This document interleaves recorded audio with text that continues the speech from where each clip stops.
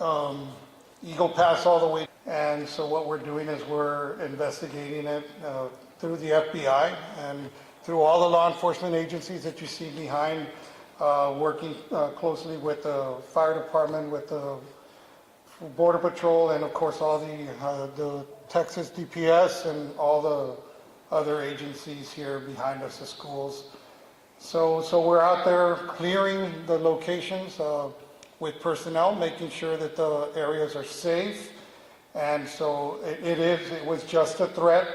None of the schools reported seeing any devices that created any suspicion. But out of an abundance of caution, we chose to go this route as a team to be able to make sure every one of the schools and our whole community is safe. And it includes our public schools and our private schools as well. And so ultimately that's what we did as a team, and we continue to function as a team, checking and making sure the community, the school communities are safe. And that's a report we have for you right now. Thank you, Chief Lundy. Now I'll invite representatives from our two large school districts to come and to the podium and describe the efforts done at this moment in the response to the threat. Good afternoon, everybody. My name is Mike Garza. I'm here with Ms. Morales. We are administrators in charge currently at UISD. In an abundance of caution, we decided to do the early release today. What was very concerning for us at this specific threat is that the information came to specific individuals within both school districts and several school districts in the surrounding area. We met with federal law enforcement agencies this morning. They could not give us a definitive answer whether it was credible or not. It was a medium threat, and so we felt that in an abundance of caution that we went ahead and did this decision to early release. If there was even a 1% chance that this was credible, we did not want to risk any of our children in our school system. You know, we have over 60,000 school children attending our both school districts and over 70 campuses that we had to be able to vacate. I will share with everybody, and I hope the parents feel very, very confident that we have a very good system in place. Everything went almost flawlessly. There were a couple of issues that we dealt with, but being able to have an operations plan the way we did it and having all the law enforcement agencies cooperate. We had participation from DPS, from Border Patrol, from Fire, Police, all the surrounding agencies, Laredo PD, UISD PD, Laredo ISD PD. And so everybody's still out there sweeping every particular campus. So for tomorrow, it's going to be business as usual because we would have checked and secured every single facility. So I want all the confidence in the world for our parents that we've double-checked, triple-checked, and to make sure that everybody is going to be safe and secure tomorrow. Dr. Rios? On behalf of Laredo ISD Independent School District, and I don't know if you can hear it. On behalf of the Laredo Independent School District and all of our family of educators as well as support staff, we are very, very grateful for all of the work that has been done on behalf of those whom we serve.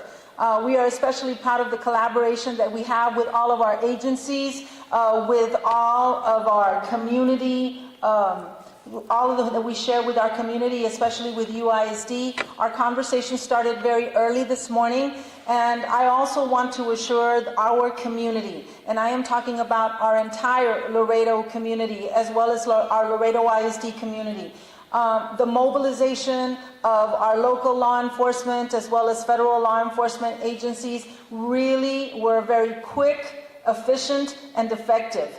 Each of our schools has already undergone a sweep, and we have been able to communicate with all of our families. This is what we are intending to do, how we're going to keep our students safe, how we're going to keep our staff, and all with whom we work.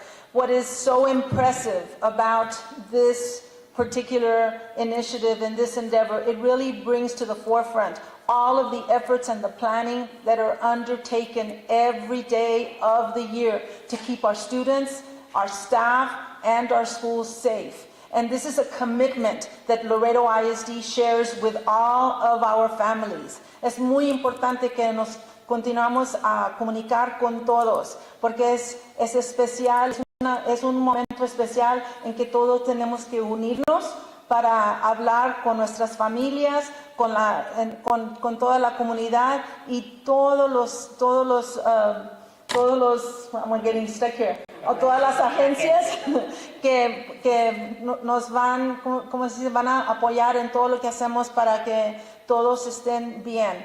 Al mismo tiempo, les pedimos que por favor hablen con nosotros, que se comuniquen y al mismo tiempo, así, si tienen unas cuestiones, entonces podemos hablar.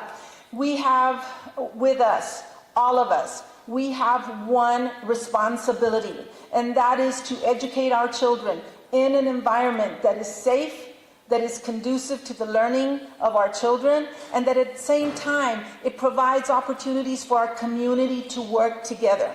And so I am very, very proud of the fact today's mobilization of all of the local, all agencies really worked well together, and that is what is important to note. Whatever we are doing today is really an example of the work that we need to be able to enhance as we move forward this year.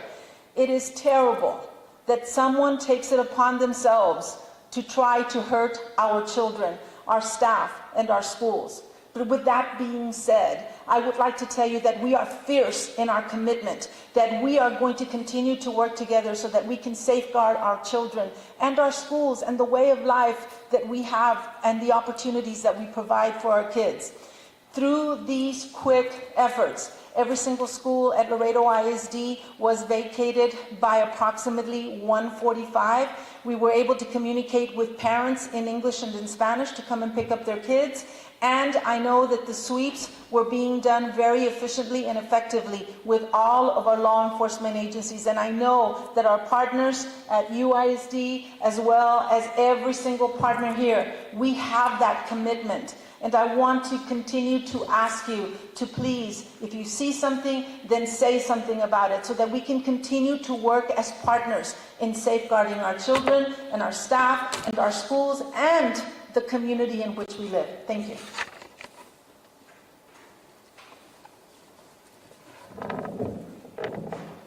Thank you, UISD and LISD. At this time, we'll open it up for a few questions.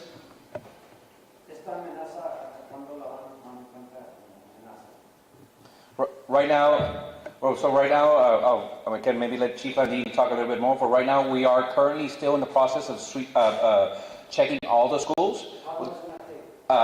We started at about noon, and right now we've only less than half of the schools. There is close to 100 schools here in the city county, but we're going school by school to make sure that we don't find any credible threat. As of right now, as we heard from the school district, there is planned to do classes tomorrow. Right now, we'll continue. The EOC will continue open until we neutralize this threat. Here's the video from KGNS. Good afternoon, everyone. Just trying to see what made this as a prime, assessment or location or event, so that all students leave early out of class, because we've seen that last year there were a lot of lockdowns. Why was this one so special? Yes, sir. I think, as I mentioned earlier, what made this very unique is that specific individuals were sent the information. Okay, so every district that was targeted had specific names of individuals. For example, superintendents, safety, and security personnel. That's what made it a lot different than any other credible threats that we have. In addition, we met early with the FBI, and they were still doing their research and their information, so they could not provide us any definitive answer of the seriousness of the threat, right? So we didn't want to take a chance. I think now, as information comes through, we'll have a better picture of what has happened. And I know that people are going to second guess the decision, and other districts may have made other decisions, but we're here to worry about Laredo. We're here to worry about UIC. And so our commitment is to the students here. So whatever any other district does, that's their issue. We're going to make sure that we do everything in abundance of caution. So Councilwoman Gutierrez stated in the live stream that they've been aware about the bomb threats since Friday. Now, you guys took the security measures by shutting down the school early and doing a sweep of the area. But unless he got that by mistake, if that was the case, why did you guys open the schools today? If that is the case. The information that was provided to us at the EOC was that we were advised that the threat was given today. That was given to the school districts, and then the school districts worked with the Emergency Operations Center, and that's where we enacted this process right now. Chief, I don't know if you have any other information. So, yeah. Student I from Seven Fox, this is the school district. Will students have to be taking your backpacks or any measures they're going to be taking tomorrow? Well, at this point in time, we are on an alert, and our entry protocols are probably very similar to what United ISD does. We do have our metal detectors. We do not allow a student to come in or any visitor to come in until we've checked their credentials, their identification, as well as going through the metal detectors. But because this alert is in place right now, we're going to become even more vigilant as we move forward. As I said before, our principals have already been informed. And getting back to that notice, Laredo ISD and United ISD did not receive notice about this particular threat until this morning. And being that is a fact, just being able to mobilize, work together, and actually provide those protocols that are going to enable or to facilitate safety in our schools, that is what we're going to continue doing. So as far as tomorrow, I know that we've already spoken or actually given a school messenger notice to all of our parents, and we know that some parents are going to be hesitant about asking their kids to come to our schools. But now with House Bill 3, we do have an armed officer at every single school. We also have our security, and we've got our visitor entry protocols at every single school. As a community, we ask that you continue to keep us informed and to work together with us so that we can move forward and at the same time safeguard our students. So because we are still having an active emergency operations center, we are still working, all the partners back here. We're going to have only 2 more questions. Rogelio Guzmán de Noticieros Televisa. ¿Qué fue diferente esta ocasión a otras llamadas de emergencia, a otras amenazas? Y quiero que por favor en español, jefe de policía, la superintendente de los distritos, pueden enviarle un mensaje a los padres de familia que están genuinamente preocupados. Okay, in Spanish, I'll do my best. Como dijeron los superintendents de las escuelas, que el mensaje era diferente esta vez porque vino los emails, los correos directamente a gente específicamente en las escuelas. Y trabajando con el FBI, en la mañana no podíamos saber si era un threat que era sí o no. So a ese punto, porque las escuelas todavía están activas, hicieron una decisión para reunirlos aquí. La decisión se hizo juntos para dismiss the students. ¿Algún mensaje por parte de los representantes de los distritos escolares para los padres de familia? Doctora Rix.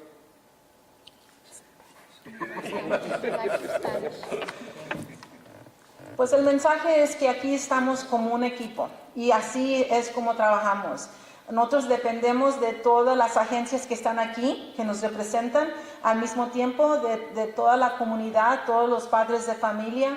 Y mientras esto está pasando, ya tenemos rutinas para todos que entran en estas escuelas, cómo se pueden, ¿cómo se dice? Pueden entrar, tienen que firmar, al mismo tiempo tenemos los metal detectors y vamos a estar más vigilantes en todo lo que está pasando. Así como dijo Chief, todavía tenemos esa comunicación que está aquí muy presente.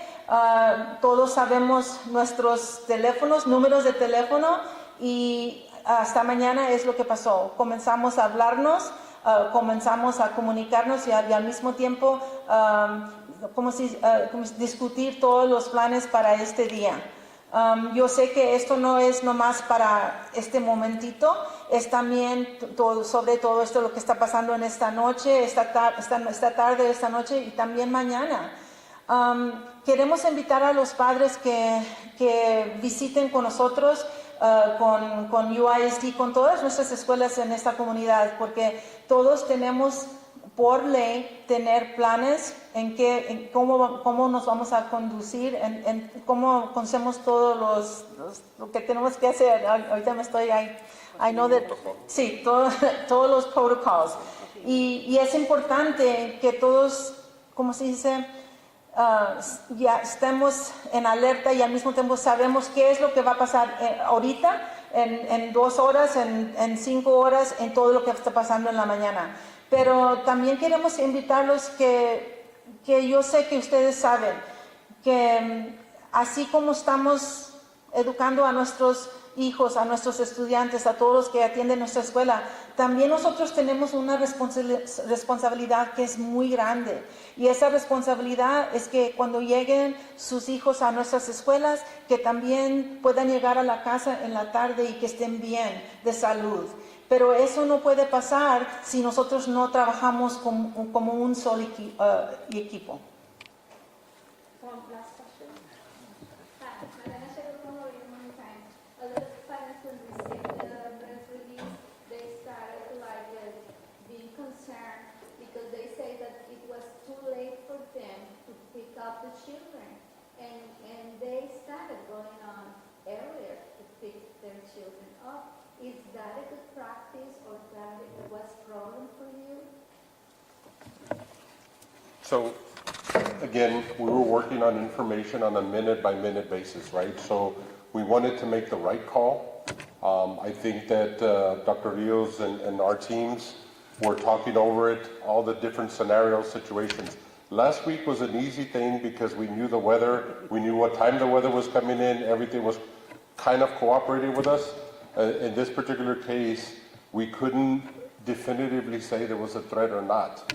And so ultimately, in an abundance of caution, we decided to make the decision. We really gave our schools a very short window, to be honest with you. And so it's not fair to judge how we reacted because it was a very small window. But even in spite of that, we did a fantastic job. Everybody here collaborating and working together to make sure. And my hat's off. I mean, you know, when Chief offered the operations center, I literally was the first one to arrive. They were hooking up the phone lines, and within 30 minutes, we were up and running and making decisions and phone calls and doing this. So it's very difficult to be able to go back and look at, okay, we could have done this, we could have done that better. We did make the decision, like last week, to let our high schools out first. A lot of those high schoolers are the siblings that take care of the elementary kids. And so that was a conscious decision for us to do that. Plus, a lot of our staff that work at the high schools have elementary students. So us allowing them to go first will allow them to get to their elementary students towards the end of the shift. Again, we have transportation issues, we have traffic, we have parents showing up early, and so we work with everybody to be able to release as orderly as possible. So I do want to add one more thing to that. Even though there might have been some confusion into when to pick up kids, one of the things that we have always done, especially during our hurricane warning, is to make sure that no child is going to be left alone at a bus stop or in the school. So we had to make sure that every single student was accounted for, that every single parent was aware, and it was a very short timeline or short window of time to be able to communicate. And this was a really, I know that when we talk about hurricanes, oh, it's an emergency, yes, but we knew ahead of time. With this particular situation, I think that everyone was put to the test in how much time can we actually alert everyone and get everyone to safety in some ways. Again, we didn't know where this was coming from and if it was real or not, but what I do want to assure you that safety is the priority of every school, every campus, every district. And because that takes priority, sometimes you have to make decisions that are on the spur of the moment. And because it's on the spur of the moment, we have to have those operating plans that can actually shore up the gaps in procedures and in actual execution of a plan. But this is something from which to learn, and this is something in which we can then move forward and work with our parents. We understand, I mean, we're all parents. And even if we do not have children of our own, we're all parents because those children are depending on us. Thank you, Dr. Rios. With that, we'll be concluding our meeting today, our press conference, I'm sorry. I want to let the public know there that we're still working behind scenes at the Emergency Operations Center. We're still working with all the law enforcement partners, federal, state, regional, city. We still have more schools to sweep. If you have any questions, we'll still be putting out information through our PIOs. Just keep looking at our social media. Other than that, this concludes this meeting today. Thank you.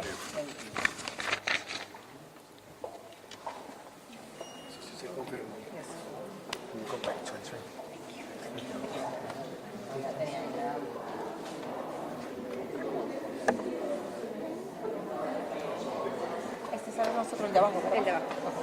Llegamos a 4.4 cambios. Good.